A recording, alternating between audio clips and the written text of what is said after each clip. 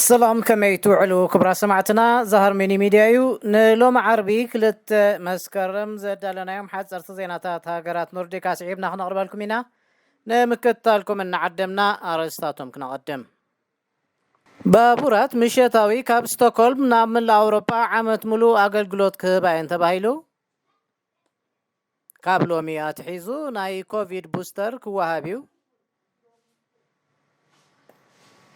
ኣብ ኖርዌይ 239 ኣፍጋናውያን ሰራሕተኛታት ሰራዊት ኖርዌይ ነበር ዕቁባ ሓቲቶም ኣርስተ ዜናታት ክሰምዑ ጸኒሕኩም ክቡራት ሰማዕትና ዝርዝራቱ እንሆ ካብ ባሕቲ መስከረም ኣትሒዙ መዓልታዊ ካብ ከተማ ስቶክሆልም ናብ ሃምቡርግ ዝግበር ጉዕዞ ባቡር ክህሉ እዩ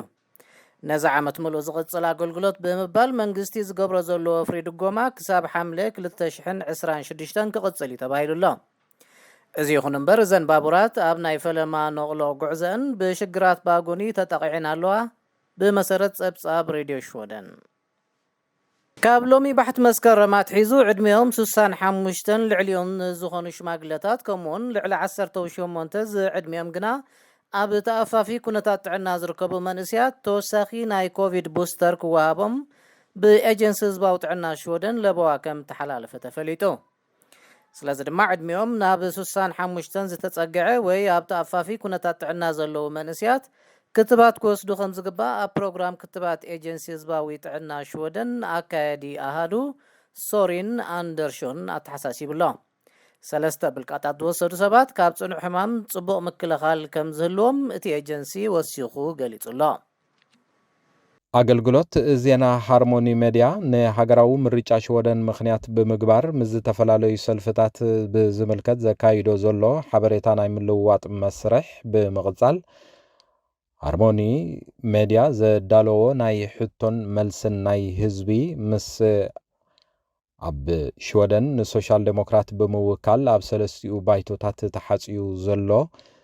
ዑስማን ስዒድ ዓብደላ ሕቶታት ህዝቢ ክምልሽ መደብ ኣዳሊና ስለ ዘለና ኩልኹም ተኸታተልቲ መደብና ብትግርኛ ዝርዳእኩም ቋንቋን ኣብ ዝመጽእ ዘሎ ዓመታት ናይ ሽወደን ፖለቲካ እንታይ ከም ዝመስልን ኣብዚ ሃገራዊ ምርጫ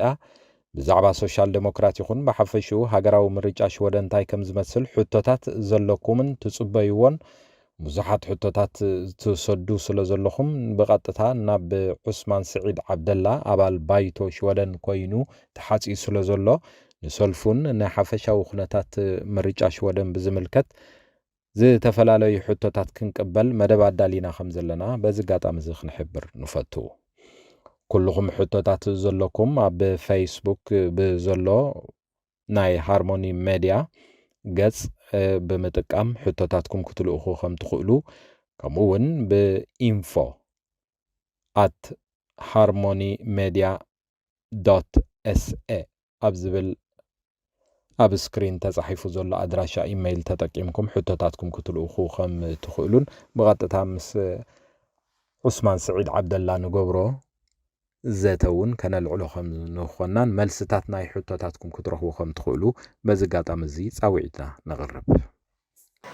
ገዚፍ ኣዳራሽ ዳታ ዘለዎን ኩባንያታት ተቐበልዎ ቀረጽ ሰዓት ብዘይብቑዕ ኣገባብ ተዳለወ ፍሪኡ ክብል በዓል መዚ ሃገራዊ ኦዲት ኣብ ዘዳለወ ሓድሽ ጸብጻብ ነቒፉ እዚ ምጉዳል ቀረጽ ኩባንያታት ንዝገብርኦ ተበግሶ ጻዕርታት ክላይመት ስማርት ከም ዘጎናድብ ኣብቲ በዓል መዚ ሓላፊ ክፍሊ መርመራ ዲሜትሮስ ዮኒዲስ ገሊጹሎ ካብ 2017 ኣትሒዙ ገዚፍ ኣዳራሽ ዳታ ዘለዎን ኩባንያታት ኣብ ሸመታ ጸዓት ናይ ቀረጽ ምጉዳል ክግበረለን ምጽንሑ ዝፍለጥ እዩ ምስ ሃርሞኒ ሚድያ ኹም ዘለኹም ክብራት ሰማዕትና ኣብ መወዳእታ ኣብ ሰራዊትን ሚኒስትሪ ጉዳያት ወፃኢ ኖርዌይ ከገልግሉ ዝጸንሑ 239 ኣፍጋናውያን ብምኽንያት ውሕስነት ጸጥታ ኣብ ኖርዌይ ዕቑባ ክወሃቦም ምምልካቶም ንጋዜጣ ቫርትላንድ ብምጥቃስ ኖርዌይ ቱዴይ ጸብጺባ ኣብቲ ን20 ዓመታት ዝቐጸለ ኩናት ኣፍጋኒስታን ኖርዌይ ብርክት ዝበሉ ተርጎምቲ ናይ ጽሬት ሰራሕተኛታትን ካልኦትን ኣፍጋናውያን ቆጺራ ክተስርሕ ምጽናሓ ዝፍለጥ እዩ ዝሓለፈ ዓመት ጣሊባን ንከተማ ካቡል ድሕሪ ምቁጽጻሩ እዞም ባእታታት ኣብ ህይወቶም ናይ ጸጥታ ሓደጋ ከም ዝበጽሖም ክገልጹ ጸኒሖም ኣለዉ إذن عقبة مملكتي كساب تمالي بحث مسكرم كوفوت كوين مصنحو تامر ببحابريتا وشيخا قليت ألام